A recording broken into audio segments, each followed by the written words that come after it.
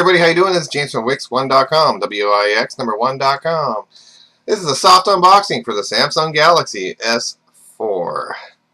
Wow, this has been pretty interesting, you know. After the big production down in New York City and all the hype and all the information that's been floating around, everybody's really excited about this device. It's a multimedia device like no other. And here is the box. This is the box for the Samsung Galaxy S4. I do not understand why it looks like wood. Maybe it's eco-friendly. I don't know. But yeah. So let's check it out.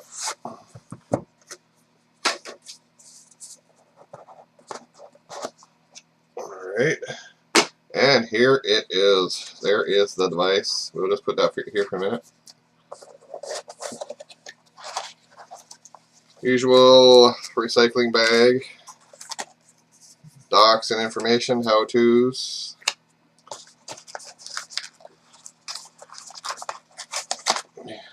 Just a big old charging block. I think it's a 2 amp one actually.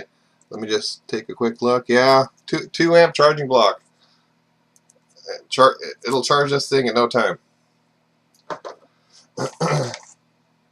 This here is the longest USB cord I've ever seen. Like, it's like at least 10 feet. It's so big. Like, big.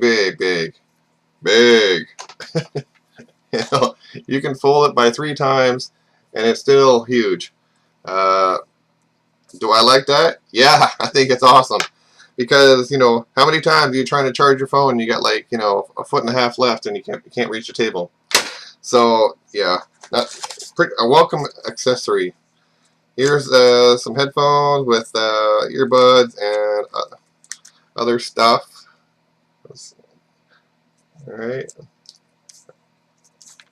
I don't know why everything is white, but because the phone is not.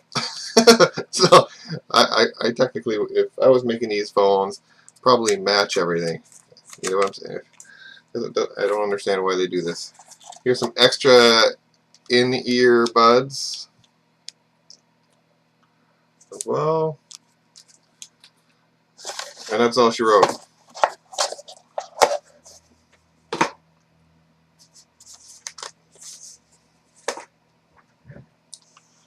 There's a Samsung Galaxy S4. Take this guy off. And this is the way it looks. It's very light and thin. It's really different, you know. It's from the S3. They've refined the chassis, and honestly, I'm liking this one a lot better because I wasn't into that kind of curved back, personally. Anyway, in my own preference, the back has this kind of shine.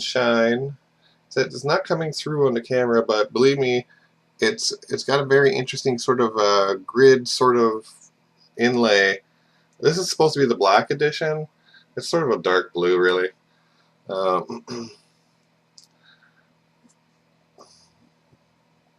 Familiar home button. They have a bunch of sensors on the top for the air gestures and other things. The back comes off just like all the others, but it's not so easy to get off. There you go. There's the back. Big battery. Big. This guy here, as far as I know, is 2600 milliamp battery. I'm going to take it out and take a boo. Yeah, 2600. Let's see if I can get this on the camera properly. No, well, it says 2600. Just so you know, it is huge. It's giant. SIM card, SD card, 13 megapixel camera. Speaker, big one. LED flash as well. Okay, let's see if I can do this. Yeah, just like the other one, you have to snap around all the way around to make sure everything is in. Kind of go in a circle to get everything in. And then use the side button here to start it up. It does a little buzz. We'll just let it start up there for a second.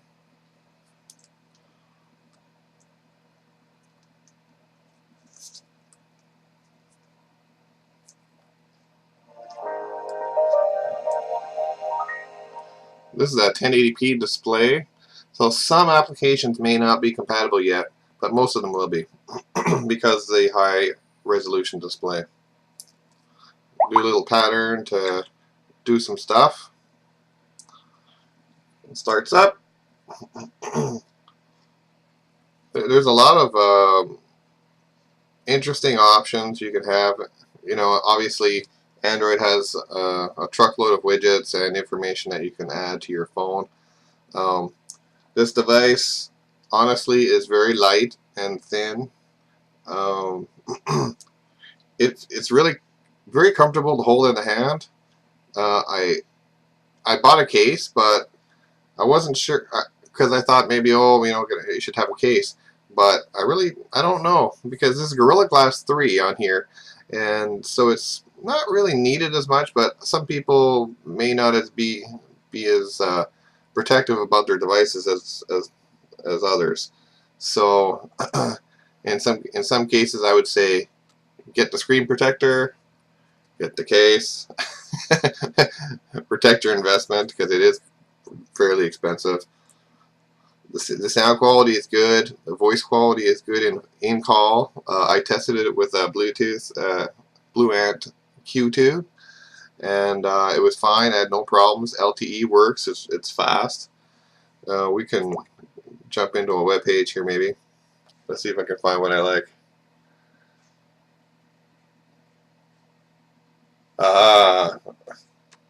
So it found the website real quick, Wix1.com. And this is on the Wi-Fi here, but it works really well on the LTE as well. So there are lots of gestures on this device. There's a huge amount of features you can access through the pull-down menu. All the air gestures were tested, and they all do work. The eye tracking as well as the air gestures waving your hand. I have tested them all, and they all do work. For instance, let me see if I can do this on the camera or not. See? They work. I was surprised, actually. I thought, oh, it's a gimmick, or whatever, it's not going to work. But they work. I don't think I will use them all, but maybe the hand wave one for when you're on a big web page or you want to read something.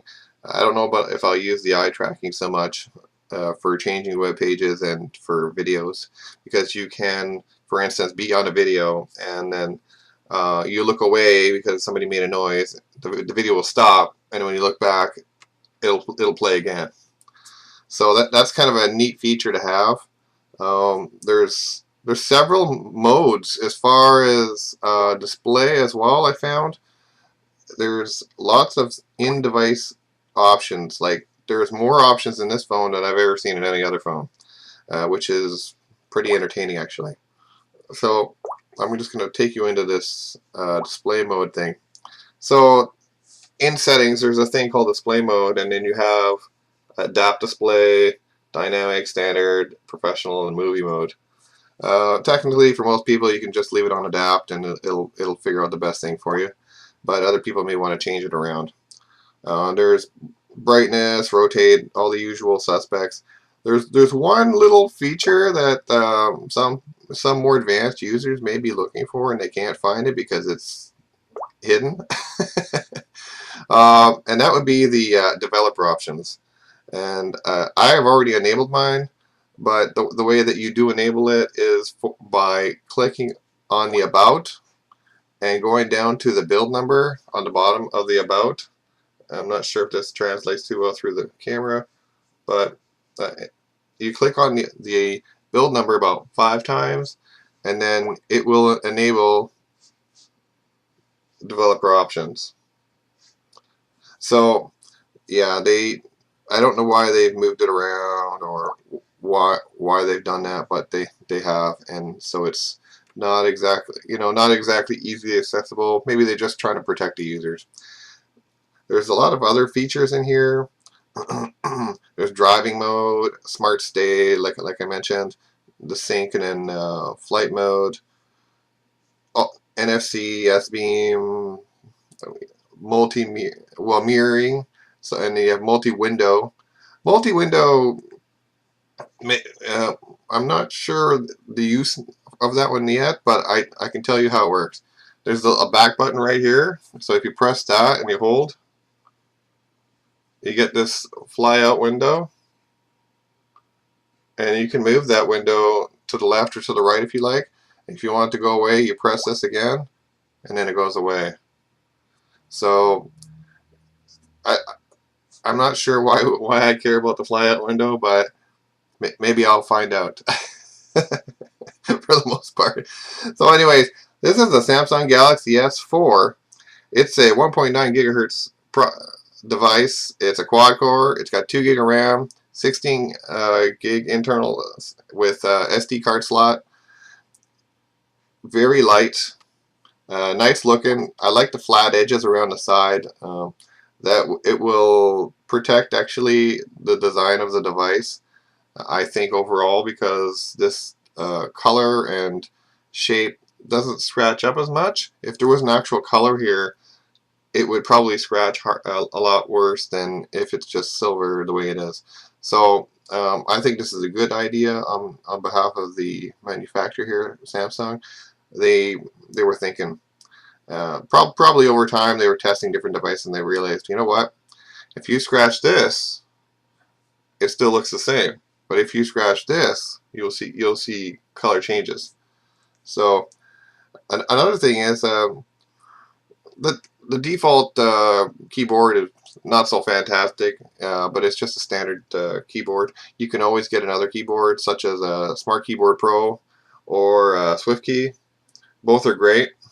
You just pick which one you like best, and you can replace the keyboard, and you'll be just fine. There's a lot of great apps you can pick. One of the apps that I like, at least for my device, is this Be Weather. It has awesome animations, and it really kind of gives you a good feel when you're using an awesome 1080p display like this one is. There's a 5-inch screen on this one, and so you may as well take advantage of it. It doesn't feel like a 5-inch screen because of how they did this. They removed the bevel around the edge and gave it more screen space, rather than have more bevel and less screen as it was on the S3. So I would say that this was a worthy upgrade for what it is. Some people will say, well, you know what? It doesn't look all that different than the previous generation. The internals are different. It's more refined. This is, in my opinion, a good device for what it does. Samsung Galaxy S4. Check it out. You might like to get one. WIX1.com.